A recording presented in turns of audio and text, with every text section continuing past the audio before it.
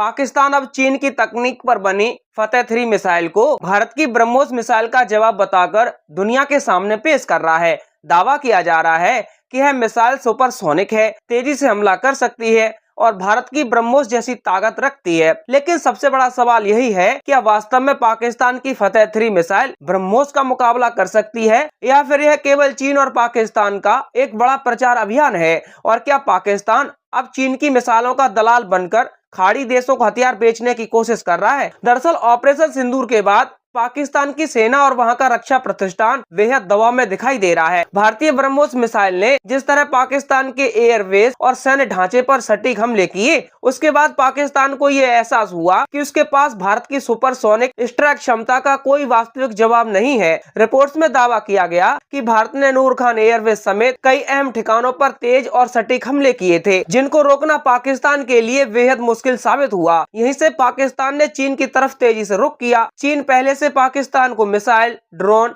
Air defence system और लड़ाकू विमान दे रहा है। अब पाकिस्तान ने जिस फतेह 3 मिसाइल को पेश किया है, उसे कई विशेषज्ञ चीन की HD-1 मिसाइल का बदला हुआ संस्करण बता रहे हैं। रिपोर्ट्स के अनुसार यह मिसाइल गुआंगडोंग होंगडा नाम की चीनी कंपनी की तकनीक पर आधारित है। इसकी रफ्तार लगभग मैक 2.5 से लेकर मैक 4 तक बताई जा रही है और इसकी रेंज करीब 290 से लेकर 450 किलोमीटर तक हो सकती है। अब पाकिस्तान इस मिसाइल को केवल भारत के खिलाफ हथियार के तौर पर नहीं, बल्कि एक एक्सपोर्ट प्रोडक्ट के रूप में भी पेश करना चाहता है, खासकर खाड़ी देशों के सामने। इसमें सबसे बड़ा नाम सऊदी अरब का लिया जा रहा है। रिपोर्ट्स के अनुसार पाकिस्तान यह कोशिश कर रहा है कि वह चीन की तकनीक पर बने हथियारों को अपने नाम से खाड़ी देशों तक पहुंचाए। यही वजह है कि कई विशेषज्ञ पाकिस्तान को चीन का फ्रंटलाइन मिसाइल ब्रोकर यानी एजेंट या दलाल कह रहे हैं। अब सवाल उठता है कि आखिर खाड़ी देशों को पाकिस्तान और चीन की यह जोड़ी क्यों आकर्षित कर रही है? इसकी सबसे बड़ी वजह है ईरान। खाड़ी देशों को लंबे समय से ईरान की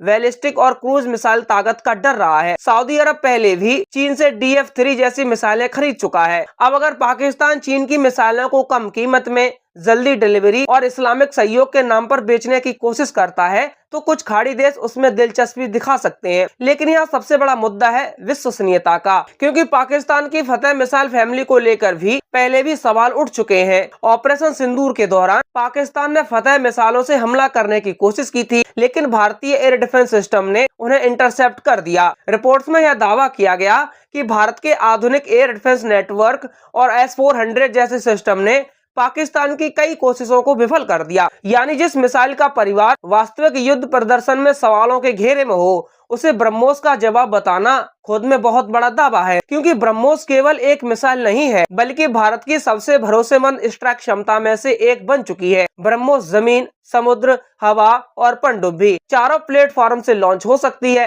इसकी स्पीड लगभग मैक 2.8 से ज्यादा है और यह बेहद कम ऊंचाई पर उड़कर दुश्मन के रडार से बच सकती है। ब्रह्मोस की सबसे बड़ी ताकत है उसकी प्रोवन क्षमता, यानी इसे केवल परेड में नहीं दिखाया गया, बल्कि वास्तविक सैन्य तैनाती और युद्ध जैसी परिस्थितियों में इस्तेमाल किया गया। भारत की सेना, नौसेना और वायुसेना तीनों इसे इस्तेमाल कर रही हैं। फिलीपींस जैसे देशों ने इसे खरीदा भी है और इंडोनेशिया तथा वियतनाम जैसे देश भी इसमें दिलचस्पी दिखा रहे हैं। इसके उलट पाकिस्तान की फतेह 3 अभी शुरुआती चरण में दिखाई देती है। पाकिस्तान इसे ब्रह्मोस का किलर बताने की कोशिश कर रहा है, लेकिन रक्षा विशेषज्ञों का कहना है कि दोनों की तुलना करना अभी जल्दबाजी होगी। अब यहाँ एक और दिलचस्प बात समझिए। चीन लंबे समय से खाड़ी देशों के हथियार बाजार में अपनी पकड़ बढ़ाना चाहता है, लेकिन अमेरिका और पश्चिमी देशों का वहां दशकों से दबदबा रहा है। अमेरिका सऊदी अरब, UAE और कतर जैसे देशों को आधुनिक हथियार देता रहा है। ऐसे में चीन सीधे घुसने की बजाय पाकिस्तान को इस्तेमाल कर सकता है, क्योंकि पाकिस्तान के कई खाड़ी देशों के साथ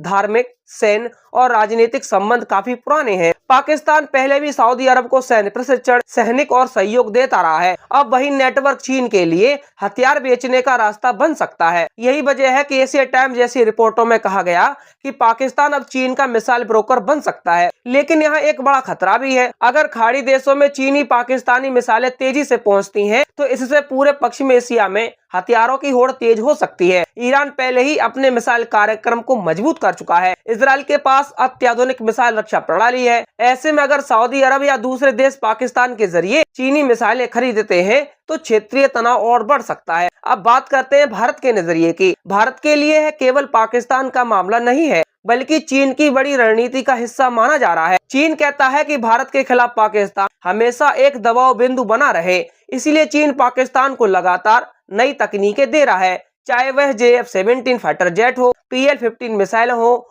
ड्रोन हो या फतेह 3 जैसी मिसाइल हो। लेकिन भारत भी तेजी से अपनी क्षमता बढ़ा रहा है। ब्रह्मोस के नए वर्जन, ब्रह्मोस NG, हाइपरसोनिक तकनीक और लंबी दूरी की स्ट्राइक क्षमता पर भी तेजी से काम कर रहा है। यही वजह है कि पाकिस्तान लगातार समानता दिखाने की कोशिश करता है। भारत अगर ब्रह्मोस दिखाता है तो पाकिस्तान फतेह 3 लाता है। भारत अगर राफेल लाता है तो पाकिस्तान J-10C और JF-17 की बात करता है। लेकिन असली फर्क प्रौद्योगिकी परिपक्वता और युद्ध प्रदर्शन से आता है।